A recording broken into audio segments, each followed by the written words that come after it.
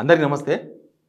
IBomma Ravi issue వచ్చిన తర్వాత social media లేకపోతే సమాజంలో స్పందించే వాళ్ళంతా పోలీస్ డిపార్ట్మెంట్ తప్పు పడుతున్నారు కూడా, పట్టాలి కూడా. అందరూ కూడా మనం సపోర్ట్ చేద్దాం. ఎందుకంటే సినిమా వాళ్ళు రేటు తగ్గించకుండా సినిమా వాళ్ళు మా బుద్ధి ఉన్నట్టు చేస్తాం అని వాళ్ళు బుద్ధి ఉన్నట్టు వ్యవహరించడం, ఐబొమ్మ రవి సమాజానికి ఫ్రీగా సినిమాలు చూపించడం, ఇది ఒక్కొక్క కుటుంబానికి నెలలో ఒక 5,000 6,000 మిగిలించడంతో నిజంగానే మనోడు రాబిన్ హుడ్ అనే స్టేజ్కి వెళ్ళిపోయాడు ఐబొమ్మ రవి. సరే, ఇదంతా జరిగింది, వదిలేద్దాం. ఇప్పుడు ఏమైందంటే కాంగ్రెస్ సపోర్టెడ్ 1 మార్ 2 మార్ 3 మార్ 4 మార్ 10 మార్ వరకు అందరూ సజ్జనార్ను వ్యక్తిగత టార్గెట్ చేస్తున్నారు. సరే, ఈ విషయంలో సజ్జనారు తప్పేం చేయలేదు. ఈ విషయంలో సజ్జనారు తప్పేముంటుంది?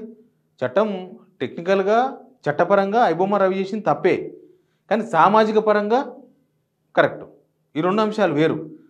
ఒక మనిషిని చంపనీకి వచ్చిండు, లేకపోతే ఒక బలహీనమైన వ్యక్తి దగ్గరికి ఒక బలమైన వ్యక్తి కత్తి తీసుకుని చంపనీకి వచ్చాడు. ఇక్కడ భయంతో యువతల బలహీనమైన వ్యక్తి భయంతో రివర్స్ కత్తి తీసుకుని చంపేసిన అవతలని ఒకరు ఇద్దరు వస్తే, అది ఆయన సెల్ఫ్ ప్రొడక్షన్ కోసం చేసిన దాడి. అది కూడా చట్టపరంగా తప్పే. కాకపోతే ఈ క్లాజ్ ఉంచుడు, ఇలా చట్టపరంగా తప్పైనా తనను తాను రక్షించుకోవడానికి వాళ్ళను చంపిండు, అది కోర్టు పరిగణలోకి తీసుకుంటుంది. అంతవరకు ఓకే. ఇక్కడ సమాజము రవికి సపోర్ట్ చేసింది. Sajjanar not only Sajjanar cinema వాళ్ళందరినీ కూర్చోబెట్టుకొని ప్రెస్ మీట్ పెట్టడం, ఇదంతా కొంచెం ఎబ్బెట్టుగా అనిపించింది. కానీ ఇప్పుడు సజ్జనార్ను వ్యక్తిగతంగా సజ్జనార్ గతాన్ని మొత్తం దువ్వి సజ్జనార్ అవినీతి పడని, ఫేక్ ఎన్కౌంటర్లు చేసిండని సజ్జనార్ మీద ఒక వర్గం సోషల్ మీడియా, ఒక వర్గం యూట్యూబ్, నేను చెప్పిన 1 మార్ నుంచి 10 మార్ వరకు 10 మార్ వరకు వీళ్ళందరూ స్టార్ట్ చేసినారు. అందరూ same subject, same content, same topic, same arguments.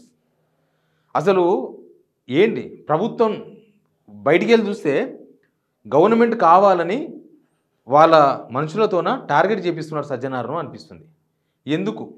Sajjanar ఎందుకు టార్గెట్ అయ్యిండు? మొన్నటిదాకా ఆర్టీసీ చైర్మన్గా ఉండే, ఇప్పుడు హైదరాబాద్ కమిషనర్గా ఉన్నాడు.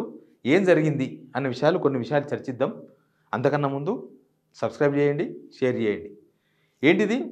సజ్జనార్ నిజంగా రియల్ హీరో. ఎప్పుడు ఐబొమ్మ రవి కన్నా ముందు వరకు సజ్జనార్ ఏం చెప్తే అది వేదం. ఆయన మీడియా మీద బాగా ఇంట్రెస్ట్ ఉంటుంది ఆయనకి, మీడియాలో కనిపించాలి అనేది సజ్జనార్కు ఫస్ట్ నుంచి ఉన్నది, ఇప్పుడేం కాదు, ఫస్ట్ నుంచి కూడా ఫోకస్ కావాలనేది ఆయనకు ఉంటుంది. అయితే ఇప్పుడు మీడియాను వదిలేసి సోషల్ మీడియా పట్టుకున్నాడు ఆయన.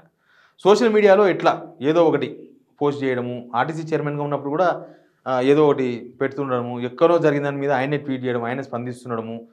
ఆయన డీజీపీ కాదు కదా, కమిషనర్. ఆయన పరిధి వరకు ఆయనకు స్పందిస్తే పోలీస్ డిపార్ట్మెంట్లో కూడా ఇబ్బంది ఉండదు.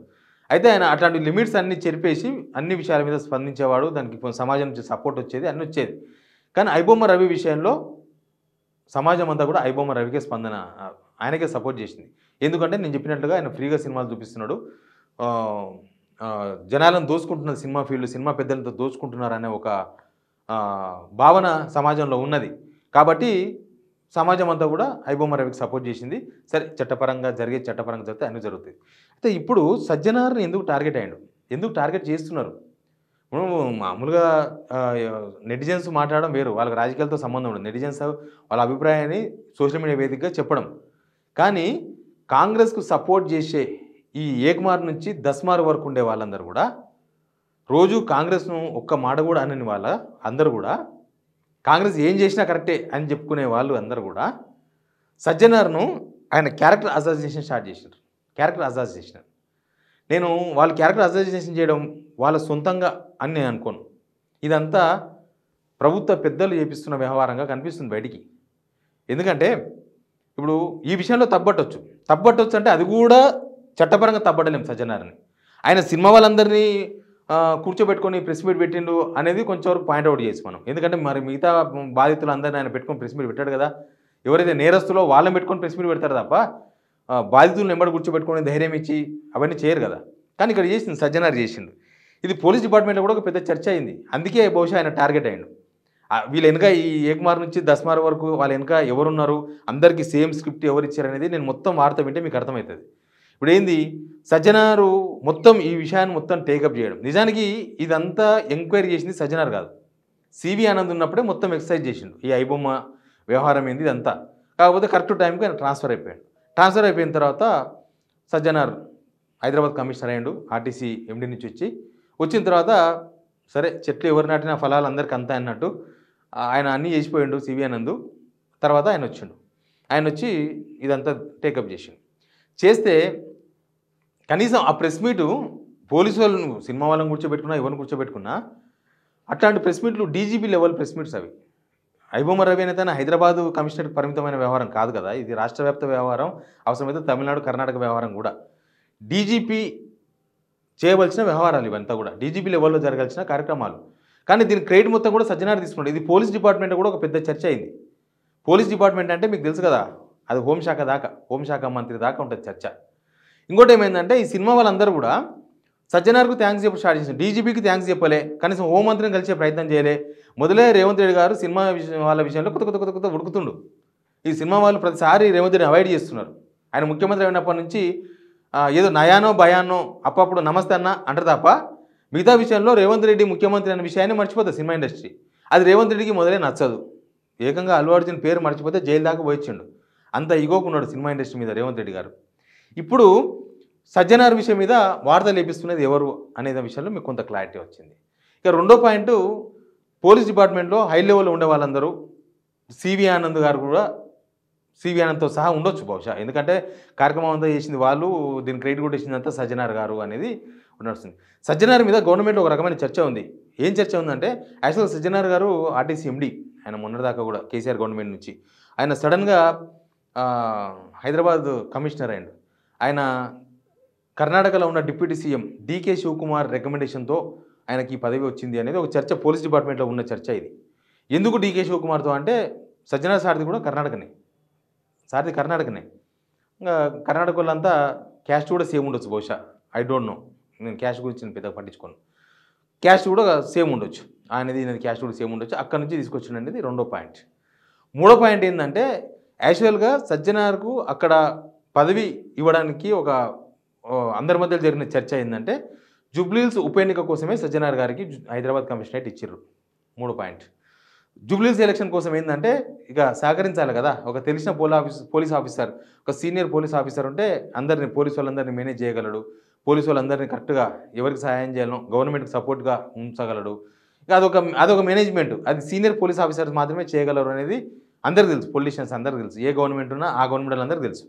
కాబట్టి జూబ్లీహిల్స్ ఉప ఎన్నిక కోసమే సజ్జనార్ అక్కడ తీసుకొచ్చి పెట్టిర్రు అనేది ఒకటి.